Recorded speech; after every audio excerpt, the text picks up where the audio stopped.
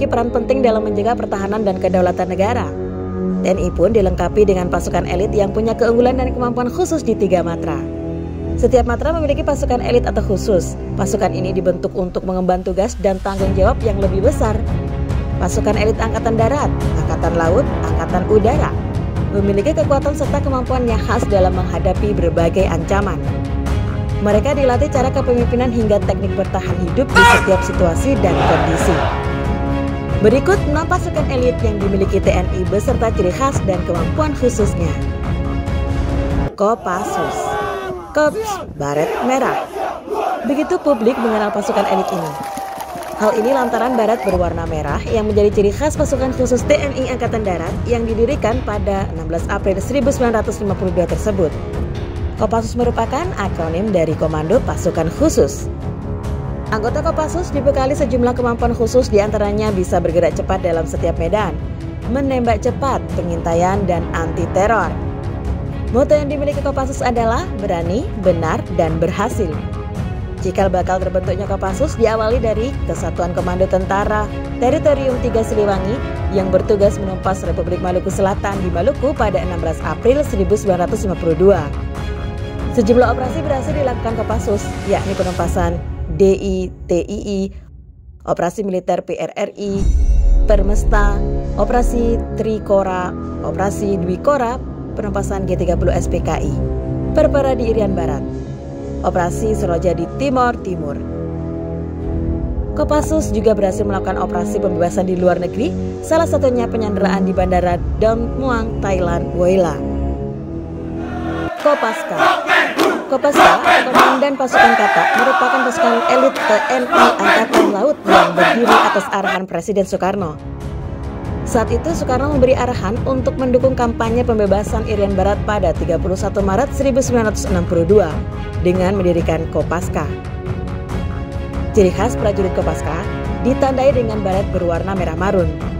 Prajurit Kopaska memiliki tugas untuk menyerbu kapal dan pangkalan musuh, menghancurkan instalasi bawah air, penyiapan perebutan pantai, dan operasi pendaratan berkekuatan amfibi.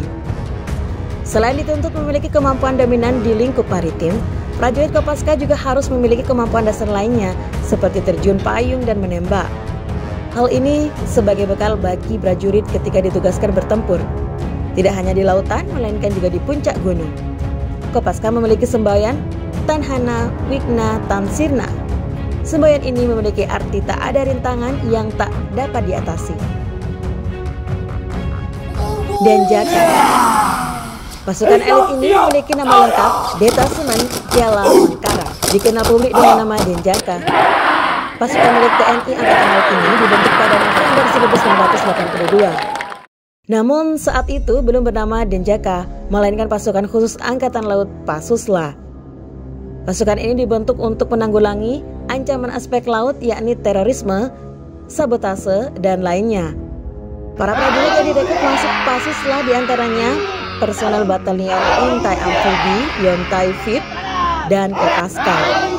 Kemudian pada 12 November 1984, pasukan ini baru menggunakan nama Denjaka karena perkembangan pasukan yang begitu mumpuni. Tidak hanya menindak cepat, para prajurit pasukan ini juga dituntut efektif bertindak menghadapi segala bentuk aksi teror. Mereka bahkan dituntut untuk sedapat mungkin menghindari korban jiwa dan material di pihak sendiri ketika menindak aksi teror. Prajurit Denjaka memiliki kemampuan fisik yang berfokus di laut.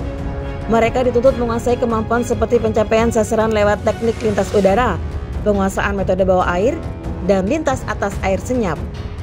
Detasemen yang menjadi satuan anti teror di bawah Komando Pelaksana Korps Marinir ini memiliki moto Satya Wira Dharma.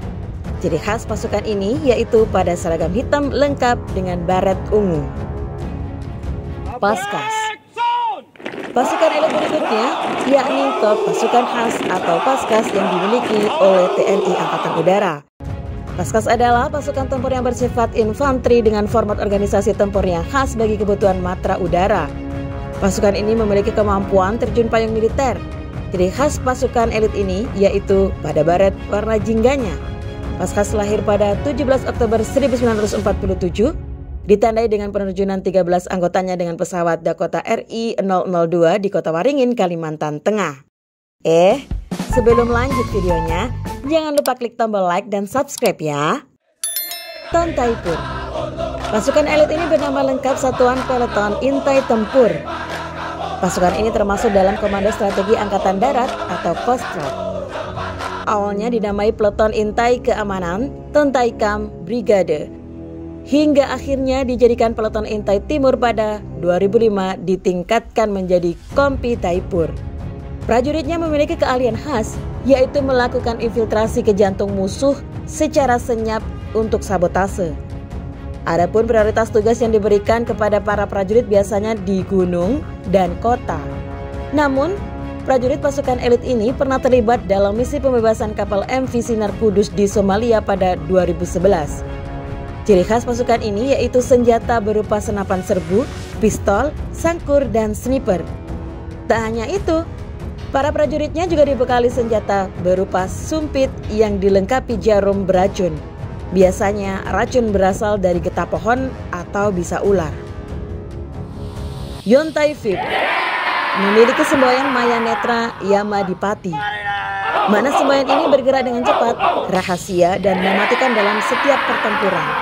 Yontai Vip merupakan akronim dari Batalion Intai Amfibi. Pasukan ini awalnya bernama Komando Intai Para Amfibi atau KIPAM.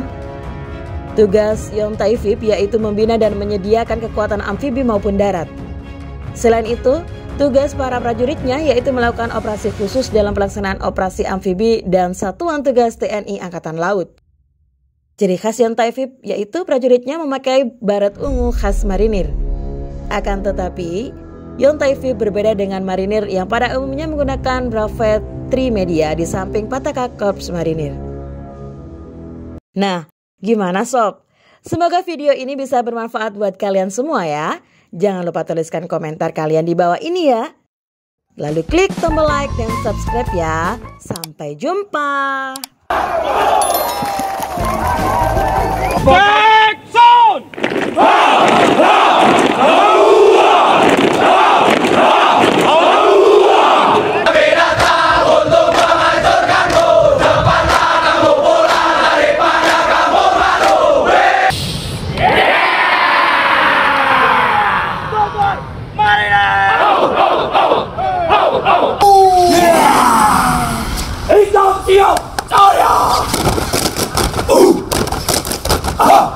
Tunjukkan wajah sangarmu.